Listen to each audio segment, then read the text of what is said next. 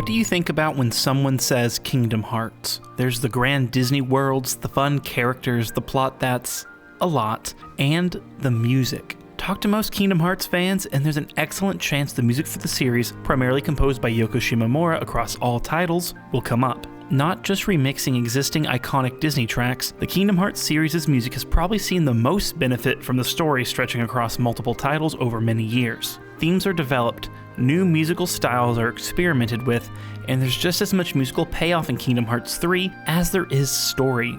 But I'm getting ahead of myself. Truth be told, I don't think we talk about video game music nearly enough. In recent years, this aspect of games has gained more mainstream recognition, with titles such as Journey even receiving a Grammy nomination for its score, composed by Austin Wintory. Speaking of, recently the Grammys announced that they'll now have a category just for video game scores. However, well before fancy award categories, video game music has been casting a spell on players since the beginning of the medium, be it the simple melodic beeps and boops of the original Pac-Man by Shigechi Ishimura and Toshio Kai, to the epic scale of 2018's God of War by Bear McCreary. Video game music can be a powerful tool for nostalgia, connection, mood, and really just every emotion. However, it's rare for a composer to really have the opportunity to weave a musical experience as grand as Yoko Shimomura has been able to do with the Kingdom Hearts series. Sure, many a game has had its sequels with composers returning for another round. Ratchet & Clank's PS2 run with David Bergeau comes to mind, but truly nothing was produced on such a scale as Kingdom Hearts, in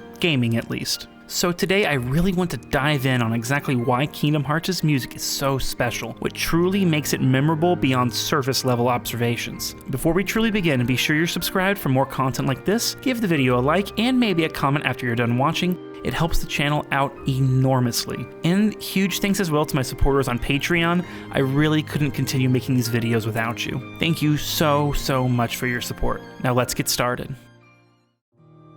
When discussing music and its impact on the viewer, or in this case, the player, we have to talk about the function of music in media. Like, what is the music itself doing to service what you're seeing on screen, be it a game, a movie, whatever. A great example of this is Michael Giacchino's Academy Award-winning score for Up, and yes, I'm about to talk about that opening montage. The initial parts of the sequence are set to a more jaunty tune, like out of a music box, featuring Ellie's theme prominently, the same theme that will play when Carl finally lifts his house off the ground with hundreds of balloons. The music lends itself a feeling of married bliss, happiness, and contentment as Ellie and Carl move through life. There isn't a major shift until we reach the part of the montage where the two decide to have a baby, only to learn that Ellie is unable to have one. It's an unexpected, tragic scene, and the music reflects that, carrying the themes we've been hearing but with a slower, sadder tone to connect with the visuals. The part I really want to pinpoint to is what immediately follows. Carl sees Ellie sitting in silence in their front yard as he remembers the adventures they dreamed of taking. They can't have a child, but they can still have adventures around the world. There's a lot of emotions at play in this portion of the montage. Ellie sits in her chair, eyes closed, just feeling the wind on her face. What emotions are being felt by her here? Sadness? Peacefulness? Grief? Acceptance? Sorrow? There's not a direct answer, and it could just be a mix of all of these things, and the music is left to emphasize what's on screen in some form. Take a listen.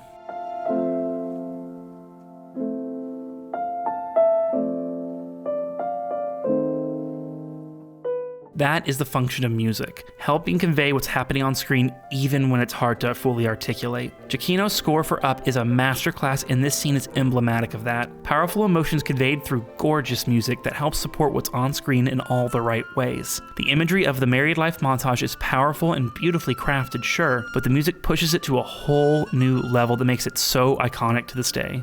So, Kingdom Hearts. It's a daunting task, not only living up to the musical history of Square's great RPGs, but to the legacy of Disney. Composer Yoko Shimomura had her work cut out for her. She had already had some experience with Disney games, having composed the music for Adventures in the Magic Kingdom for the original Nintendo Entertainment System back in 1990. She would go on to work on various other titles like the JRPG Live Alive in 1994 and Super Mario RPG Legend of the Seven Stars in 1996. She would continue to contribute to Squaresoft titles like Parasite Eve and Legend of Mana, leading to her landing the job to compose for Kingdom Hearts. Shimomura did exemplary work on all those titles, but according to an interview with her, she doesn't know exactly why she was selected. I don't really know why, maybe it was because my schedule just happened to be free at the time. From the opening notes of the title track for Kingdom Hearts, the tone is perfectly set. Dearly Beloved plays, and players are instantly transported into a magical experience. A deceptively simple piano melody begins, creating feelings of relaxation and contentment, with a hint of adventure just bubbling up to the surface. It's the perfect scene setter for Kingdom Hearts, evoking a sense of nostalgia and longing as players sat on that opening title screen. Coupled with an image of Sora on the beach of Destiny Islands, it sets the stage for an adventure that's about to begin in a surprisingly quiet way, not aiming for bombast and big emotions, but a quiet riddle that'll be solved when the player selects new game. Jumping into the first game of the series was immediately apparent. Apart from the ominous tones of Dive Into the Heart and the relaxed vacation vibes of Destiny Islands, are the character themes. The first major one to show up in the series, in fact, belongs to Kairi, first appearing as she and Sora contemplate the journey that they think they're about to go on. It's a quiet piece, wistful, sentimental, and light. It showcases Kairi's character as a force for good, a force for light, and a princess of heart. However, unlike other pieces of Disney music that relate to princesses that are more light and fluffy, there's a sense of melancholy to Kairi's theme, hinting that her past isn't all sunshine and rainbows. There's a mystery there waiting to be discovered, even if it won't be fully solved in this initial game.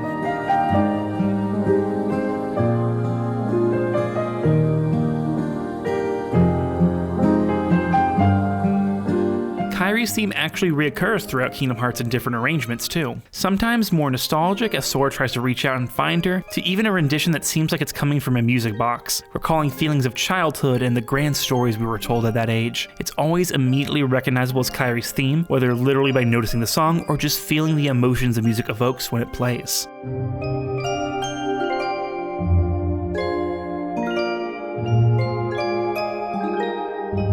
And that's just one of the character themes. We'll get to the others in a bit. But Yoko Shimomura truly accomplished something special on the first go with this franchise. Some Disney songs do show up in the score, most notably the Mickey Mouse Club march and the music for Disney Castle's introduction, but the majority of the field and battle tracks that appear in the various Disney worlds are wholly original. Sure, they allude to their source material, such as Halloween Town's battle theme, Spooks of Halloween Town, showing some heavy This Is Halloween influence. It's fantastic stuff. Deep Jungle's music is also wholly original, but feels like a completely new spin on Mark Mancina's score for the 1999 animated film Tarzan. Just listening to the music on its own with no context and asking someone what Disney movie it could have come from, honestly, I feel like everyone would assuredly answer correctly. That's the power of Kingdom Hearts' music. It hits the ground running, crafting beautiful character themes and lovely world music that intertwines the musical history of both Square's RPGs and Disney's classic films. And this was only the beginning of the series' musical journey.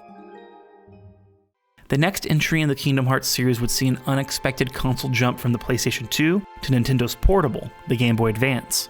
Obviously, the tech was more limited, so the developers had quite the task at hand with translating Shimomura's music to the portable platform. It wasn't just retreads, however. Chain of Memories still had a fair amount of new music created just for the game that would be fully realized in its PlayStation 2 remake, Chain of Memories. First and perhaps most prominently was a new rendition of Dearly Beloved. This would become a tradition for the Kingdom Hearts series. A brand new entry meant a brand new arrangement of the song. Recognizable tune, but with new flavor. In the case of Chain of Memories, the new version takes the game's concept of memory and loss of heart, featuring a more ethereal, dreamlike feeling paired with the classic melody with new entrants coming in to accompany this more hazy version. Kingdom Hearts is a series where multiple themes and tracks come back in brand new ways to reflect the new status quo of each game. And in this case, with Shimomura's new version of Dearly Beloved as an introduction to the new game, provides hints to the player, something different but still familiar, a new air of mystery about it, and the dreamlike quality that brings the concept of questioning what's real and what's not. A conflict Sora faces in the game to Denominate's erasure of his memories and replacing them with fake ones. Chain of Memories does primarily feature encores from the original Kingdom Hearts for world and fight music, but all the action that takes place in the game's primary location, Castle Oblivion, would feature new compositions. Most notably, and in my opinion most underrated,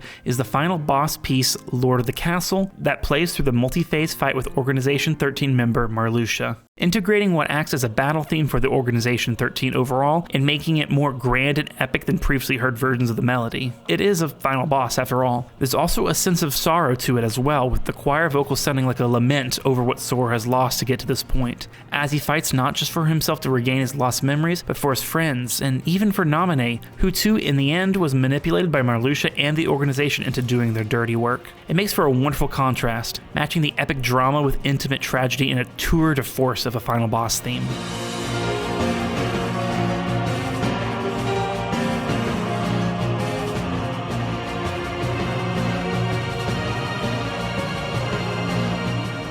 Chain of Memories may have been mostly a musical retread of the first entry in the series, but the new work Shimomura composed still stood out in the gaming landscape. And now, with the imminent release of Kingdom Hearts 2, the musical world of Kingdom Hearts was about to truly open up.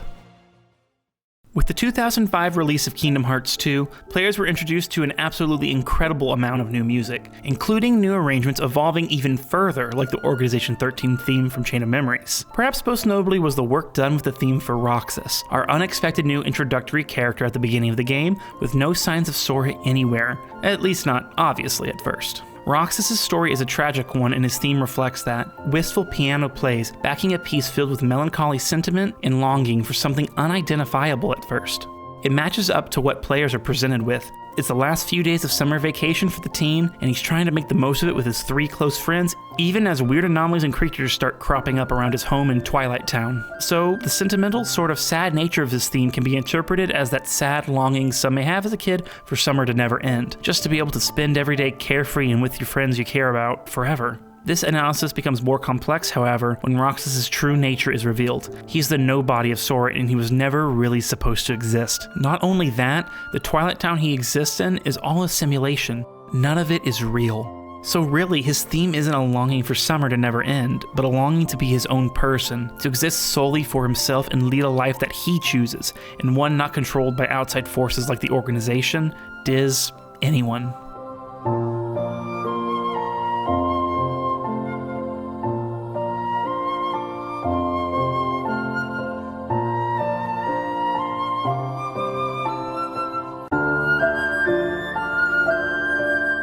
It's a truly powerful piece that evolves within the game as players reach a major climax towards the end, a showdown with Roxas himself. Roxas' theme evolves into a new piece known as The Other Promise. His theme serves as the absolute backbone to this new arrangement, which is now filled with a beautifully grand orchestration, only enhanced by the redone compositions created for the HD re-release of Kingdom Hearts 2 in the HD 2.5 Remix collection. It's like a big emotional release for Roxas, all his fury and anger at the world being stolen from him by forces out of his control. It all comes out in this epic encounter, and the music reflects that emotional state.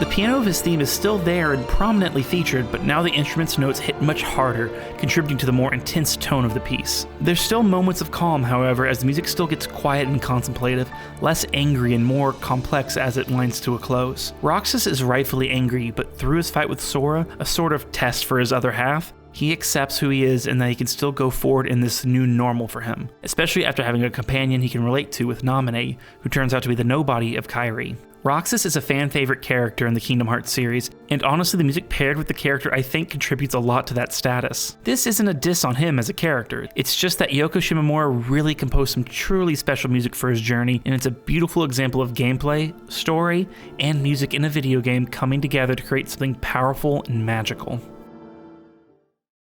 Before the Kingdom Hearts series could move forward, we had to go back. With the release of Kingdom Hearts Birth by Sleep, the series dove into Disney worlds based on older classics such as Snow White and Cinderella. Along with a bevy of new character themes for the new cast, Birth by Sleep's score by Yoko Shimomura really exemplified how she emulated the Disney style of music and made it her own. A strong example of this came with the world theme for the Enchanted Dominion, a world based on the 1959 animated classic Sleeping Beauty. That film's score by George Bruns pulled a lot from Tchaikovsky's Sleeping Beauty ballet, taking melodies from that and integrating them into songs such as Once Upon a Dream. For the game world in Birth by Sleep, the music pulls from both the film and ballet to create something completely new, yet still feels plucked right from the film. Taking place during the film's events after Aurora has been cursed to an eternal slumber along with the rest of the kingdom, the music conveys an unnerving peace. Things seem okay and quiet and sedate, but there's also danger there, an eeriness.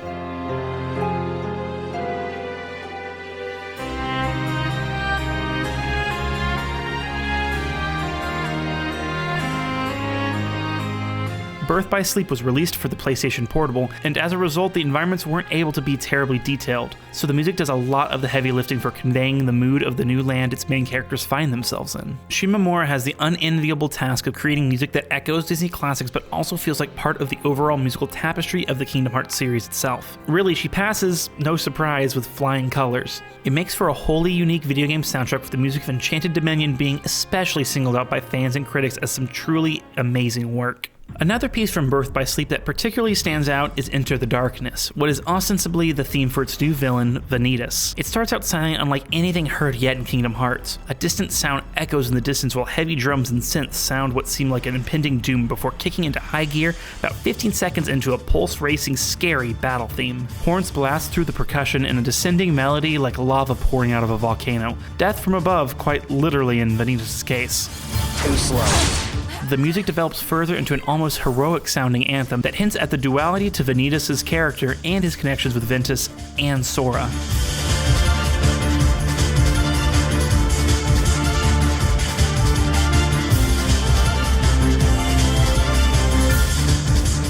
It's definitely one of the more aggressive themes for Kingdom Hearts, and shows through music the anger and malice that Vanitas feels towards everything, especially Ventus. In what could just be another high-energy battle theme, Shimomura weaves in other character themes and unexpected twists to create a piece that's surprising and an absolute joy to hear when it shows up in Birth by Sleep and future games. The writing and performances for these characters can easily show the player what makes them tick, but the music really helps show even further who they are, and hint at their true nature. An amazing feat that weaves story into the series that the player may not even fully notice initially. As the Kingdom Hearts series progressed forward, Shimomura would continue to evolve Dearly Beloved into new forms. Not only that, but when old worlds from previous games would show up in later entries in the series, the opportunity was provided to give them new arrangements as well. With the release of Kingdom Hearts 3D Dream Drop Distance, an iconic world from the original game made a grand return, Traverse Town. Now, Traverse Town had appeared in other entries beyond the first Kingdom Hearts, like in Chain of Memories, but in that case, the same music was reused. With its return in Dream Drop Distance, we get to hear a new arrangement of the world's music that was more sleepy, dreamlike, and overall relaxed. The Traverse Town music already provided a more relaxed atmosphere compared to more propulsive tracks, but the Dream Drop rendition placed emphasis on this version of the world being a sleeping world in the game. With that, the theme became much more of a chill tune with a brand new intro before the main melody that was lighter with more music box-like qualities to ease the player into this new version of the town. It was the same, but different. A feeling of nostalgia and comfort, but with a hint of the unexpected. It's a lovely way to start a game, like a warm blanket of sound, but with just enough there to pique the player's interest that one new thing or person could be around the corner to shake up the status quo.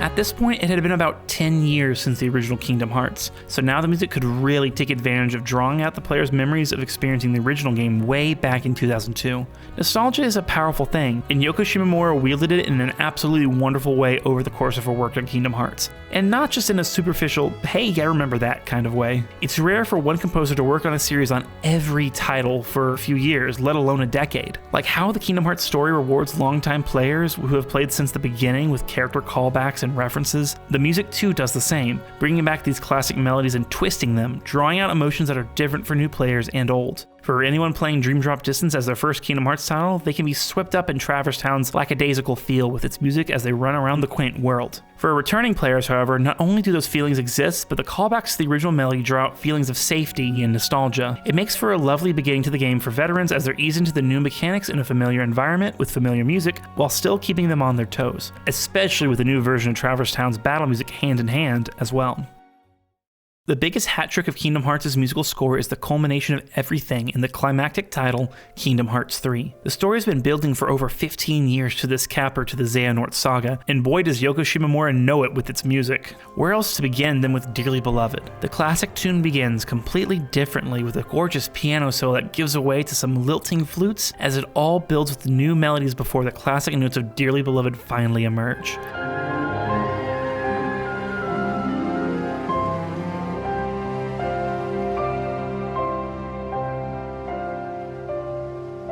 It all gives the feeling of a grand culmination. Dearly Beloved at this point has been remixed so many times, but never quite like this. Shimomura truly goes big with a sweeping orchestral sound that just feels grand and big. The instruments flow like water, spilling forth in a rendition with a full orchestra that is absolutely splendid to hear. On a personal note, I cried when I first heard this version of Dearly Beloved. The wait in anticipation for Kingdom Hearts 3 as an original fan of the series was huge. I truly don't think an imminent game release will ever top it for me. So, to put the game into my PlayStation 4 in 2019 and hear this piece again, it was like a salve for all that waiting. Kingdom Hearts 3 was finally here, and Shimomura wanted you to know it with this version of Dearly Beloved. It's truly one of the best arrangements of the iconic theme in this entire series. This idea of climax is pervasive throughout Kingdom Hearts 3, not just in story and gameplay all bringing what had occurred before together, but musically as well. Various character themes receive new arrangements, and some are even combined into something brand new. Hearts as One is an absolutely show-stopping combination of The Other Promise, Roxas's theme, and Shion's theme from 358 Days Over 2. Instead of being melancholy and conveying the tragedy of the characters, their themes are brought together in the moment of their triumphant return. Their pasts, them losing themselves, now give way to finally truly being their own persons again, and now doing whatever they can to triumph over the evil forces that sought to erase them. As with other rearrangements, the recontextualizing of the emotions behind their characters makes for powerful stuff, and combining the two together into one unified theme really showcases how they're a team, how they're truly one in their friendship and desire to save each other and their companions.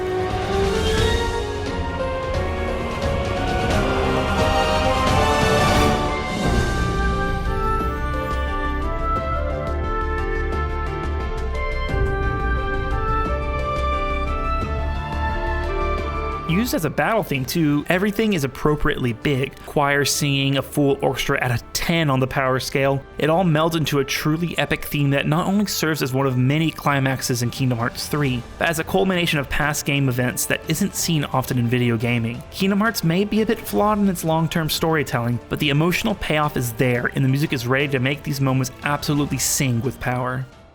Speaking of bringing things together, Yoko Shimomura wasn't the only composer on Kingdom Hearts 3. While she was still the main creator, other composers were brought in to provide additional material. A tricky task was at hand, particularly for the world of Port Royal, based off of Disney's Pirates of the Caribbean films. The Hans Zimmer score from those films, specifically the third film, At World's End, weren't going to be used. Therefore, original themes were composed for characters such as Davy Jones by composer Yoshitaka Suzuki. Like other pieces in the series, it had to evoke the Disney franchise while still being something wholly original. With Davy Jones, he's a supernatural evil pirate who also has his own weird love of music, playing an organ on his pirate ship. It's an interesting villain to craft a theme for, and a tricky balance to create something that evokes Hans Zimmer's music but still be its own thing.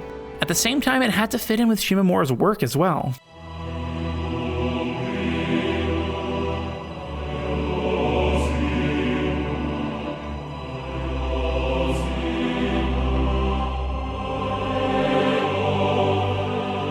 Davy Jones' new theme was a wonderful piece that was very singular and wonderful to listen to in its own right. Suzuki's work on Kingdom Hearts 3, along with other composers Takaharu Ishimoto and Tsuyoshi Sekito, marked a new era of collaboration on a Kingdom Hearts title that, while not a first, as other composers had collaborated on titles like 358 Over 2 Days and Birth by Sleep, showed signs of the power of Kingdom Hearts' music permeating with other creators that could aid in weaving the series' epic musical tapestry. In my personal opinion, the most consistently underrated tracks that come out of Kingdom Hearts are the pieces of music that play over the credits. Not the Utada Hikaru songs, but the actual composed music created by Yoko Shimomura and arranged by Kaoru Wada in Kingdom Hearts 1 and 2. Focusing on the numbered titles, we have March Caprice for piano and orchestra for Kingdom Hearts, Fantasia alla Marcia for piano, chorus, and orchestra in Kingdom Hearts 2, and finally Rhapsody in Tres for piano, chorus, and orchestra in Kingdom Hearts 3. These pieces make for wonderful cappers to each game and serve as a way to sort of reflect on the adventure the player has just taken. Starting with March Caprice, it begins as a triumphant arrangement of Dearly Beloved, a quite literal, hey, you did it, in music form before giving way to a march. With small refrains prominently featuring piano, a telltale sign of a piece of music that's from Kingdom Hearts at this point, March Caprice sums up the initial adventure, evoking the memories of the player's accomplishments while also showing epilogue scenes from the various Disney worlds on screen as the music plays.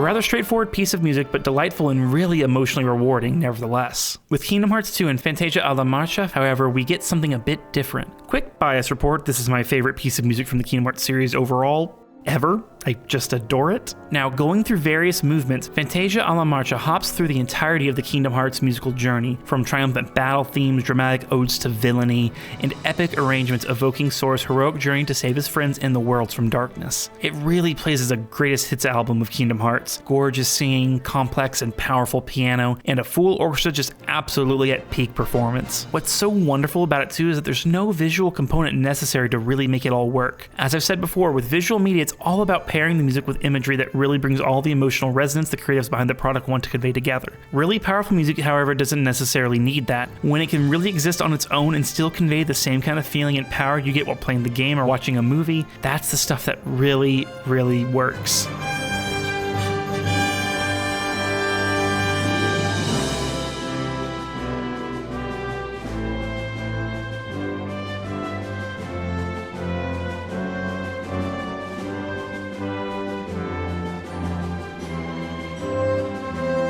That's what I mean by Fantasia alla Marcia being quintessential Kingdom Hearts music. It's a series about kindness, friendship, the power of hearts and love, epic adventures, quiet tragedies, just running the gamut of emotions. Fantasia really encapsulates all of those moments, especially in the game it's attached to, Kingdom Hearts 2. I've said in my previous essay that Kingdom Hearts 2's ending is one of the best in video gaming, and Utada's theme song, arranged here in its After the Battle version, really helps sell it. For that song to transition right into Fantasia alla Marcia is one of the best 1-2 punches of video game music ever, in my opinion. It's a grand musical journey that caps off the grand adventure in the best way possible, leaving players satisfied long after they've sat down the controller.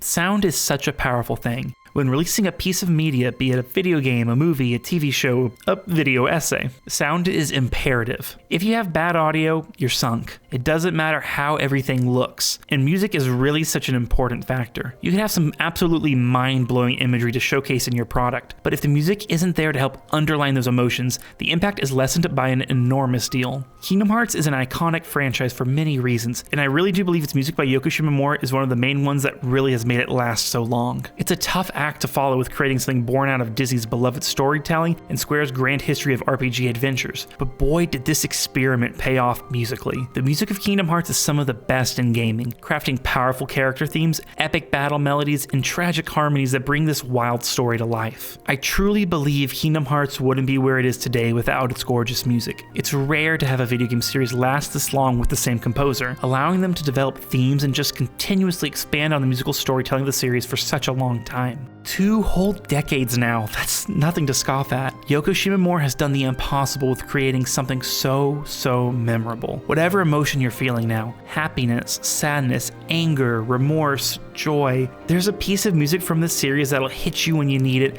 and maybe bring you comfort. It's nostalgia for the Disney films of your childhood, and at this point for many, the adventures they had back on the PlayStation 2 with the original Kingdom Hearts 20 years ago. For those who have played through the entire series, and for those who have played it for these last 20 years, the music of the series more likely than not holds a special place in your heart, full of memories of good times and bad. Memories of escaping into a fictional world to get away from your life's problems, to be swept away on an epic multi-game journey with some of the best music in gaming history. That's the musical power of Kingdom Hearts, evoking strong feelings that are different and special between each and every player of the saga. It gives you permission to feel the full gamut of emotion while playing, creating memories linked to the beautiful melodies crafted to carry the story of this cast of characters to their joyful and sometimes tragic ends. And even then, there's still more to come. Everything came to a climax in Kingdom Hearts 3, but now I for one can't wait to see what new melodies emerge in the games to come.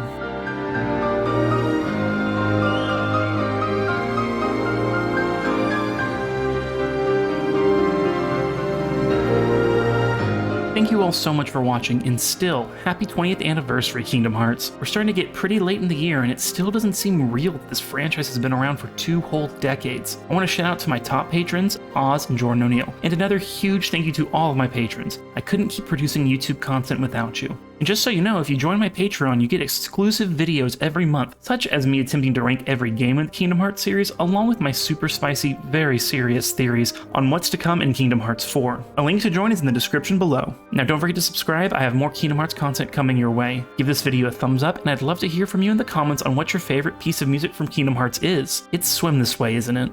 Don't lie, Benny Fun is very important to you.